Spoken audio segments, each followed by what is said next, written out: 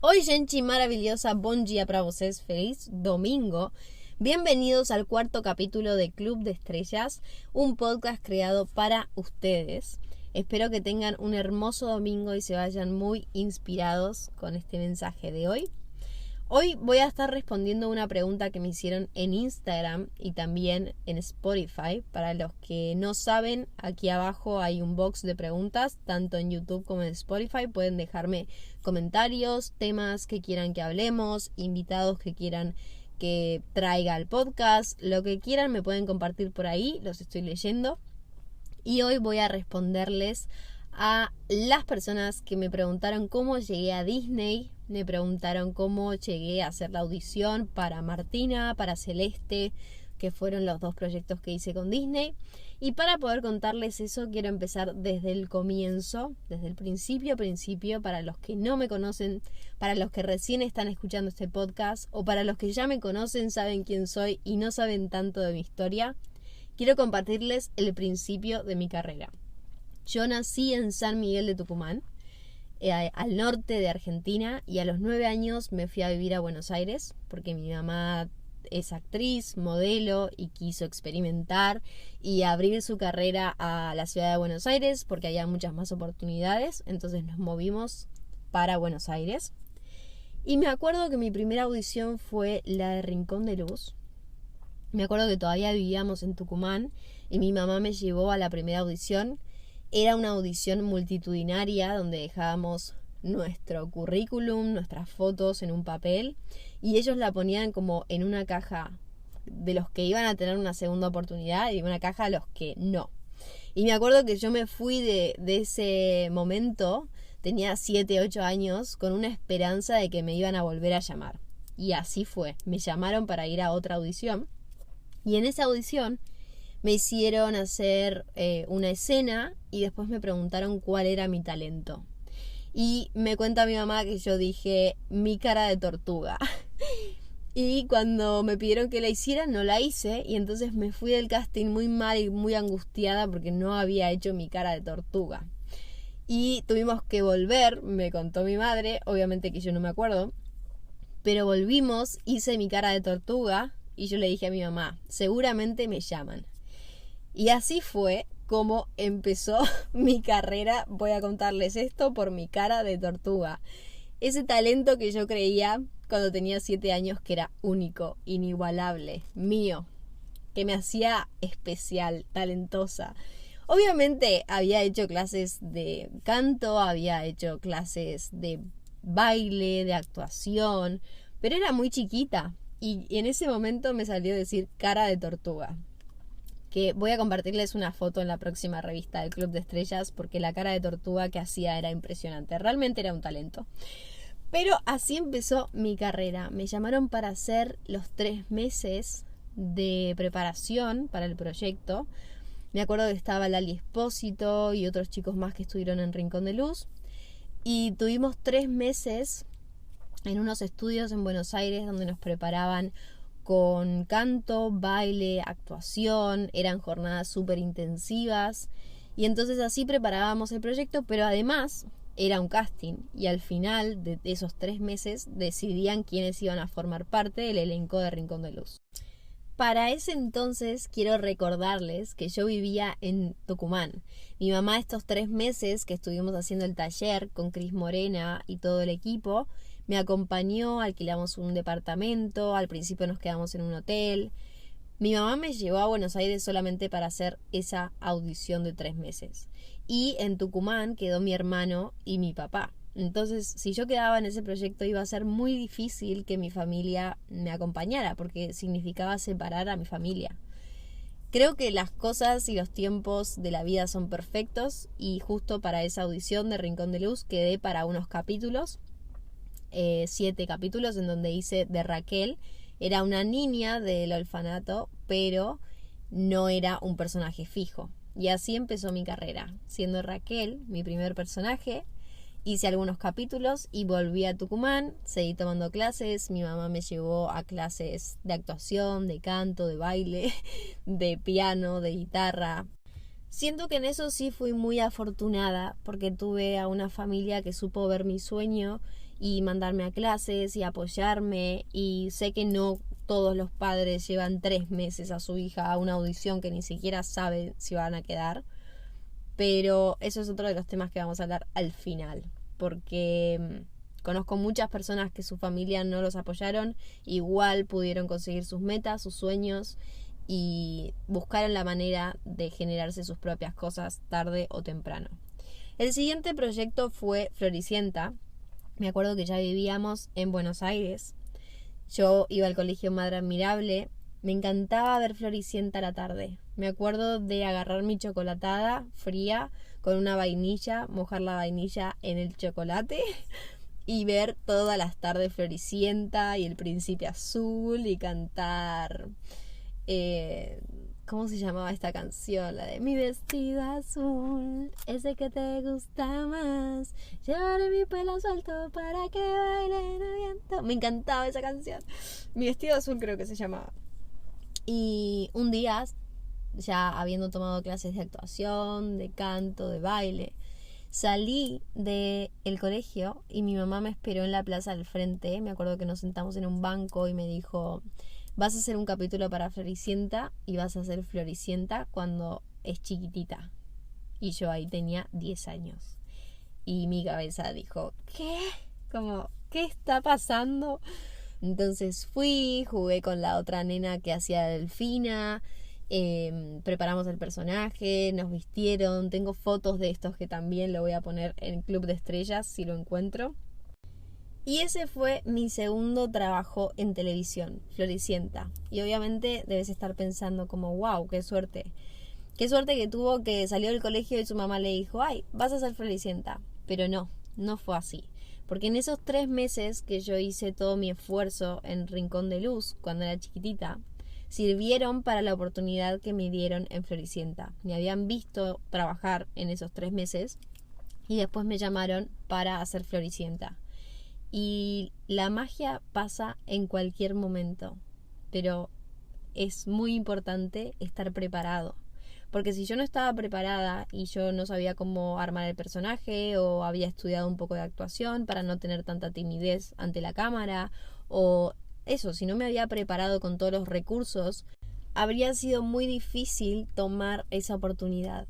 La magia sucede todo el tiempo, pero si uno no está preparado para tomarla, aprovecharla y ser el mejor, la magia pasa.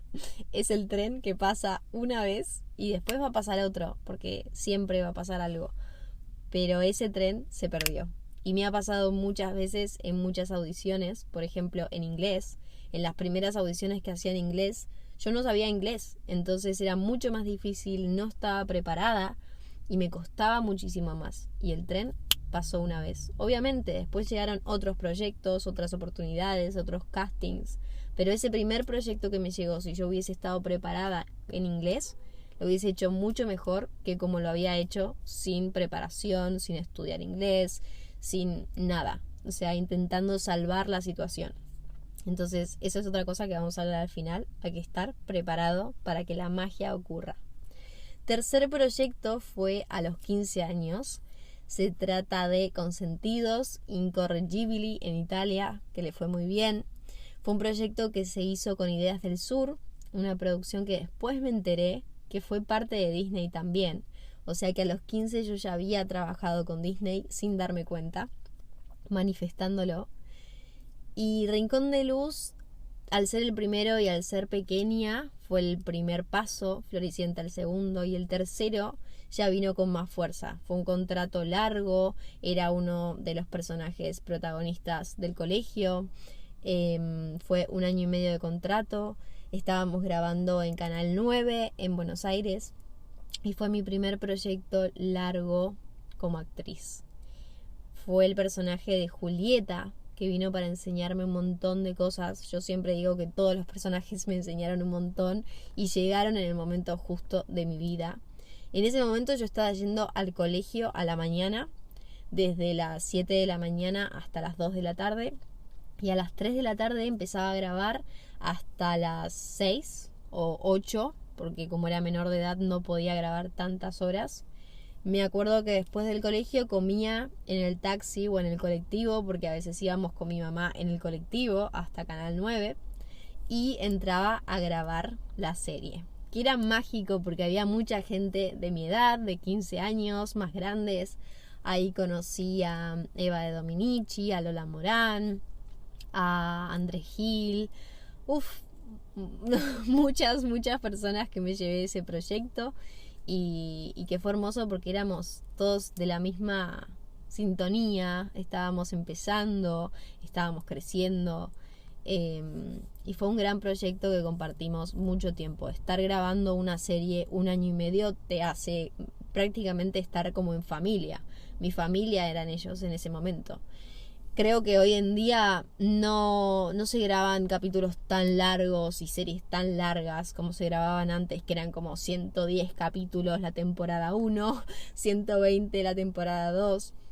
Y a mí me tocó trabajar en esa época donde eran largas las temporadas y teníamos mucho tiempo para grabarlas. En Disney fueron como 2 años, 3 años, cosas que hoy por lo general son 8 capítulos y se graban en 3 meses, básicamente, todo mucho más rápido. Así que de Consentidos me llevé esa experiencia del tiempo, de que todo pasa rápido, de que hacíamos escenas, como 14 escenas en interiores, 14 escenas en exteriores, no parábamos, hacíamos una en interior, nos llevaban en un colectivo a la otra y así, sin parar. Y ahí empecé a entender los tiempos de la cámara, los tiempos de la televisión. Las escenas se hacían 2 o 3 veces, pero no se hacían muchísimo más. Empecé a entender lo que era la industria y que todo pasara rápido y que tenía que estar muy preparada para el siguiente proyecto, porque ahí era una niña, pero cuando ya sos más grandes la cosa se empieza a poner mucho más seria. Y después de Consentidos, de 1 año y medio de trabajo, seguí en el colegio hasta que terminé el colegio con 17 años. Fui al colegio Jesús María en Buenos Aires. Lo terminé ahí y decidí estudiar arquitectura. Decidí salir del colegio y meterme a la FADU, a la Universidad de Arquitectura de Buenos Aires. Estudié, la verdad, como por 4 años arquitectura y después tuve que decidir si seguía con arquitectura o me metía en el proyecto de vía. Pero me estoy adelantando. Mientras que estaba estudiando arquitectura, estando en el CBC, me llega un casting para Soy Luna, donde tenía que patinar, cantar, bailar y actuar. Una dificultad más, patinar. Claro, empezando mi carrera tan chiquita, mi mamá me había mandado a guitarra, a piano, a batería, a hacer flamenco, a hacer clásico, danza clásica, danza árabe, todo lo que se pudiera hacer, pero patín, no, patín no lo hice. Pero claramente dije que sí, que sabía hacer patín, que como que me llamo Camila Agustina Palma, yo patinaba. Y no solamente patinaba, sino que también patinaba sobre 4 ruedas. Una mentira absoluta. Jamás me había subido a unos patines sobre 4 ruedas. Agarré unos patines que tenía en casa, que eran de mi mamá cuando era chiquitita. Fui a la playa del Teatro Colón, me acuerdo que había toda una playa de cemento. Y empecé a patinar, aprender a patinar toda una tarde. Y el casting era como 2 días después. ¿Qué pasó? Bueno, me caí y me doblé la mano. Pero de todas formas me vendé la mano y fui al casting con la mano vendada. En el baño del casting me saqué la venda, hice el casting, lo hice perfecto, patiné, me presenté y me dicen, bueno, ahora tenés que presentarte y patinar al revés, o sea, para atrás. Madre mía, perfecto, claro, lo hago, ¿por qué no? Y patiné para atrás, hice toda la presentación patinando para atrás y al final cuando digo, bueno, chao, un beso, espero que les guste el casting, me caigo de vuelta. Así que salí de ese casting súper frustrada porque no sabía patinar, porque la mano doblada, la venda, bueno, todo un caos. Pero les voy a contar algo. Todo esfuerzo tiene su recompensa. No es que hice una locura, porque primero fui a la playa del Teatro Colón con mi mamá, aprendí. No estaba haciendo ninguna locura. Con esto no quiero decir que hagan locuras por una audición. Pero ese casting sirvió. Obviamente no quedé. Obviamente no fui parte de ese casting que estaban haciendo para Soy Luna, que era un capítulo, 2 capítulos. Estaban buscando unos patinadores que compitieran con los chicos de Soy Luna. No me acuerdo muy bien cómo fue. Pero ese casting sirvió para que me vieran para el personaje de 11. Para la audición de 11 halcones. Y acá llegamos después de casi 16 minutos a la pregunta que me habían hecho originalmente, que es cómo llegué a Disney. Me acuerdo de esa audición perfectamente, me acuerdo qué ropa tenía y creo que la tengo en el teléfono, porque después cuando empecé a grabar me pasaron la audición y también tengo la audición de Vía, así que la voy a compartir en la próxima revista de septiembre. Voy a ver si encuentro estos videos y estas fotos que les estoy comentando ahora porque son muy divertidas y así ven un poco de cómo fue mi audición, mi casting y entienden un poco de audiciones también. Entonces, esta audición fue principalmente para Zoe. Para los que vieron 11 halcones saben que está Zoe, Martina, el grupo de las chicas de vóley, me habían pedido hacer vóley. Yo en el colegio era muy mala en todos los deportes, entonces empecé en hockey, me fue muy mal y me pasé a vóley.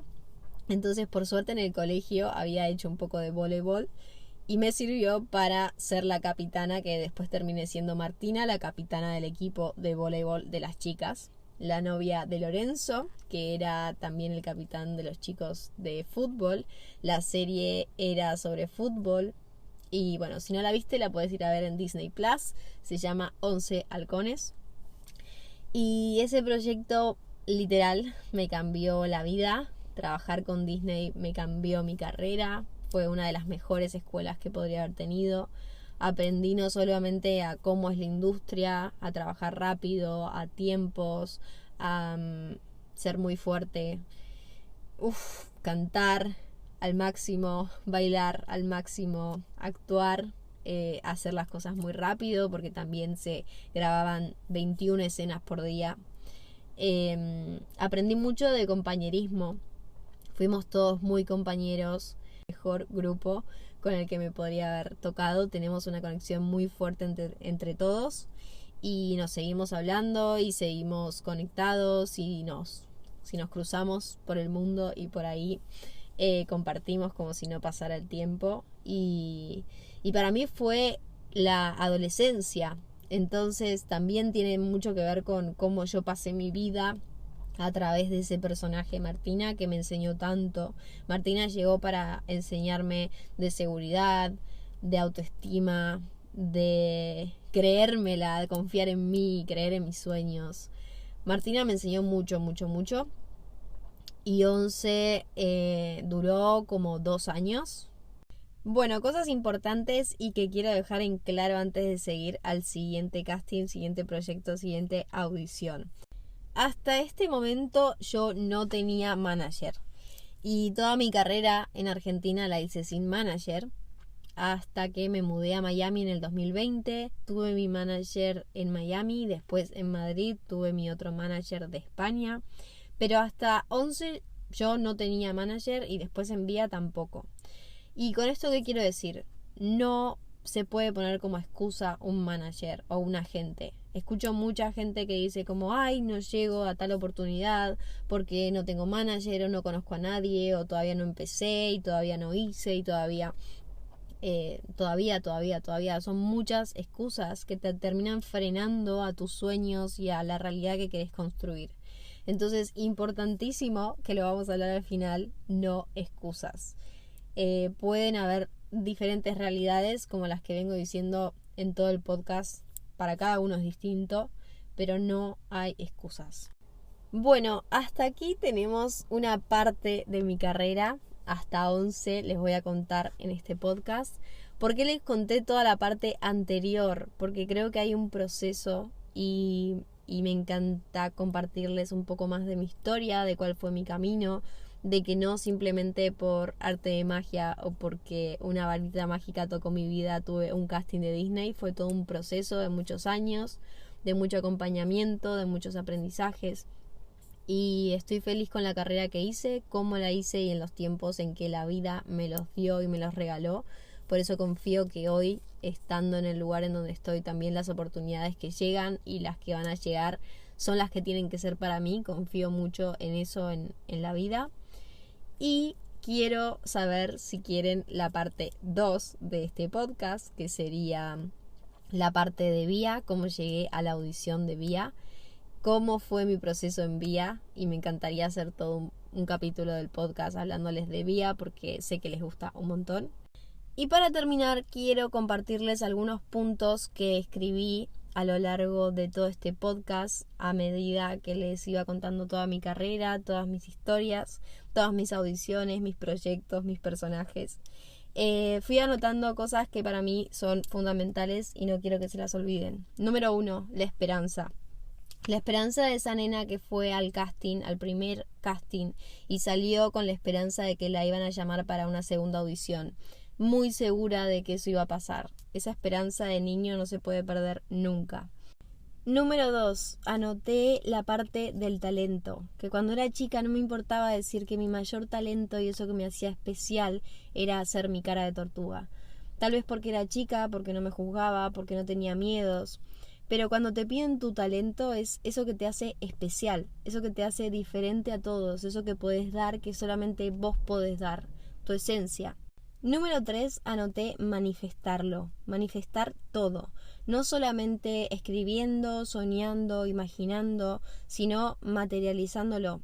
Siento que cuando veía con mi chocolatada y mi vainilla a Floricienta todas las tardes y queriendo estar ahí, deseando actuar en un programa como Floricienta, me estaba manifestando la próxima realidad que iba a estar viviendo. El que haya llegado mi mamá a decirme, wow, quedaste para esta audición de Floricienta, vas a ser Floricienta cuando seas chiquita, no solamente tiene que ver con que qué suerte o qué toque mágico, sino que también hubo un proceso de manifestar y de estar ahí pendiente, quererlo con muchas fuerzas. Número 4, acompañamiento. Yo sé que tuve mucha suerte con mi familia, que me acompañó, me guió, me llevó a las clases. Sé que no muchas personas pueden tener esta oportunidad, entonces si sos una de esas personas, encargarte de que alguien esté ahí, no sé, un amigo, un compañero, un coach, un profesor, un maestro. Buscar a alguien que te inspire, que te pueda acompañar en este proceso de soñar, de crear otra realidad, de manifestar. Número 5. Estar preparado solamente depende de uno. No solamente con clases o pagando clases de coaching de actuación, de canto, de baile. Tal vez no puedes pagar y no tenés la oportunidad de pagar unas clases porque hoy en día todo es dinero, pero simplemente por ahí tomando clases en YouTube o hablando con una amiga y viendo películas, y hay miles de maneras de prepararse y de estudiar, y solamente depende de uno ponerse las pilas y hacerlo por y para uno. El siguiente punto, anoté entender dónde uno se va a meter. Entender el ambiente, entender el contexto, entender la industria, entender el para qué, el cómo. Mucho estudio, estudiar y aprender de cada cosa, de cada persona que llega a tu vida. Siguiente cosa que anoté. Todo cuenta, nunca se sabe cuándo te están viendo. A veces hacemos audiciones y decimos, wow, esta ya está, la perdí. O hacemos un examen y decimos, bueno, este no lo pasamos. O nunca sabemos hasta dónde va a llegar nuestro accionar. Entonces siempre intentemos accionar con conciencia, con intención, porque ya lo estamos haciendo. Entonces hay que aprovecharlo al máximo, hacerlo lo mejor posible, y nunca se sabe a dónde vamos a llegar el día de mañana, quién va a ver nuestra audición, quién va a ver nuestro casting. Así que siempre a darlo todo. Y con este mensaje final de darlo todo, espero que terminen este domingo dándolo todo. Vamos a terminar con el mensaje del oráculo que yo todos los domingos saco un oráculo. Para los que son nuevos en el podcast, cada vez que termina uno de los episodios vamos a estar sacando una carta del oráculo Trabaja tu luz. Y hoy nos tocó esta carta que se llama Baila con la vida, haz algo para cambiar tu vibración. Son 44 cartas en este oráculo y nunca me había tocado esta, así que voy a ver de qué se trata. Lo voy a estar compartiendo en el canal de difusión de Instagram. Y para los que no tienen la revista del Club de Estrellas, los invito a que vayan a agustinapalma.com, mi página web, se descarguen el formulario y directamente se les va a descargar la primera revista, la revista de agosto. Ahora en septiembre sale la segunda, en muy poquitos días. Así que espero que les haya gustado este capítulo, que me hagan muchas preguntas para el siguiente, para el de día. Y como siempre les digo antes de terminar el podcast, ¿están listos para brillar con luz propia? Los quiero, un beso enorme.